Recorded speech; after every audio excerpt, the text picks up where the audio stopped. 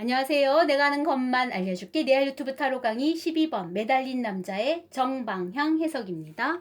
타로 카드가 정방향이 나오면 예수님 카드일 수밖에 없습니다. 성모 마리아, 부처님, 신의 영역에 속한 사람이죠. 슈바이처 박사, 안중근 투사 이렇게요. 즉 본인이 이 희생과 헌신을 통해서 앞으로 닥쳐올 죽음을 알아. 그럼에도 불구하고 지금 이 순간은 이 사람은 뭘로 가득 차 있어요? 숭고한 사랑, 희생, 헌신. 그것만이 오로지 이 삶의 존재 이유임을 고백하는 사람. 그렇게 생각하시면 됩니다. 자, 그럼 첫 번째에서 기존 태도의 반전. 이게 무슨 뜻이냐면 기존에는 그냥 평범한 사람이었단 말이야. 그런데 어느 날 갑자기 높은 가치를 경험해서 그 태도가 반전되는 거예요. 즉 3.1 운동 한번 생각해 봅시다. 주변에서 만세 운동을 한다고 막 광장으로 까고 있는 중이야. 명분도 모르고 막 끌려가서 같이 갔어. 휩쓸려서 뭐야 그랬는데 독립만세래. 같이 만세를 외치는데 이 카드가 나오는 순간 어떻게 바뀌어요? 그쵸. 유관순으로 바뀌는 지점이 생기는 겁니다. 독립투사로서 희생과 죽음을 각오하고 나서는 그런 한 차원 높은 개념의 태도의 반전이 내담자가 이 카드를 넘기면 생기는 거예요. 마찬가지로 새로운 사고의 방식을 경험해요. 즉 아이를 낳는 순간이 보통 우리가 경험하는 순간인데 아이를 낳는 순간 갑자기 모성애가 뛰죠. 사랑이 뭔지 알죠? 엄마의 개념이 뭔지 알게 되죠. 그런 지점에 이르렀을 때 내담자들이 이 카드를 넘기게 되는 거예요. 마찬가지로 위대한 신념에 대한 애착이 생기는 겁니다. 고귀한 희생정신, 헌신이야말로 숭고한 가치임을 이 사람은 저절로 아는 거예요. 그래서 독립투사로서의 역할을 하는 그런 마인드가 자연스러운 사람이 되는 겁니다. 또 하나, 에고, 자신의 삶이죠. 자신의 삶을 초월한 삶의 깊은 확신과 신뢰를 가지고 슈퍼자가 돼요. 그게 무슨 뜻이냐면 보다 자신을 보다 더 높은 사회적 가치를 가진 인간으로서의 슈퍼자, 도덕적인 자아거든요. 즉 슈바이처 박사를 의미하는 거예요. 보통 이제 이런 내담자가 있었습니다. 우리 아들이 아프리카에 가서 봉사한대요. 서울대 나와서 의대 나왔는데 뼈빠지가 공부시켜놨더니 엄마 호강시켜줄 생각을 안 하고 아프리카 간다니 이거 어쩌면 좋을까요? 하고 뽑은 카드가 이거라면 어떻게 얘기해야 돼요, 제가요? 그쵸? 이렇게 얘기했죠. 보세요, 어머니. 어머니의 잣대가 있겠지만 이 아들은 어머니의 잣대로는 선을 그을 수 있는 아들이 아닙니다. 자아보다도 더 초월한 슈퍼자아로서의 수바이처의 마인드를 이 아들은 갖고 있으니 얘는 고귀한 영혼의 소유자입니다. 그러니 아들을 지원해 주셔야죠. 라고 얘기했던 기억이 나는 카드인 거예요.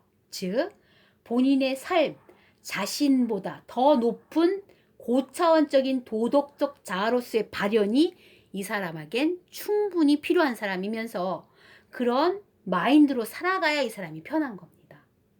결론은 이 사람 마음속에 뭐로 가득 차 있다? 오로지 숭고한 가치와 희생과 사랑만이, 인류애적인 사랑과 봉사만이 이 사람의 존재, 가치임을 알고 가는 사람이라고 생각하시면 돼요.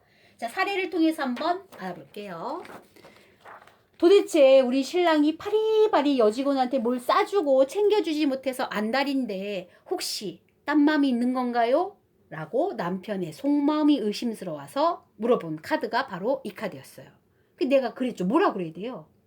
그쵸? 이 사람한테는 색정이나 욕정이 있어 여자로서 보는 거예요? 아니요. 그런 마음 없죠. 전생이 있었다면 모녀지간이었을 거야. 그것도 애클게 그냥 이상가족으로 흩어진 안타까운 내 자식 혹은 남매지간이었을 거야. 바리바리 챙겨주고 싶은 아주 귀엽고 여린 내 여동생 같은 마음. 그런 마음이죠. 인류애적인 사랑으로 여직원을 바라보고 있으니 추후에 의심도 하지 말아라 라고 얘기했던 카드였습니다. 두 번째, 우리 엄마가 1년 전에 돌아가셨는데 그때 엄마가 유언을 못 남겨서 유언을 한번 듣고 싶습니다 하고 엄마의 유언을 듣고자 해서 딸이 물어본 카드가 이 카드였어요. 그래서 제가 되물었어요. 엄마가 왜 너에게 이런 얘기를 했을까? 딸아, 숭고한 희생정신과 모성애로서의 힘이 너에게 필요하다라고 얘기하고 있는데 왜 그랬니? 라고 물어봤더니 1년 전에 엄마가 돌아가실 때에는 자기가 입덧이 심한 상태였대요.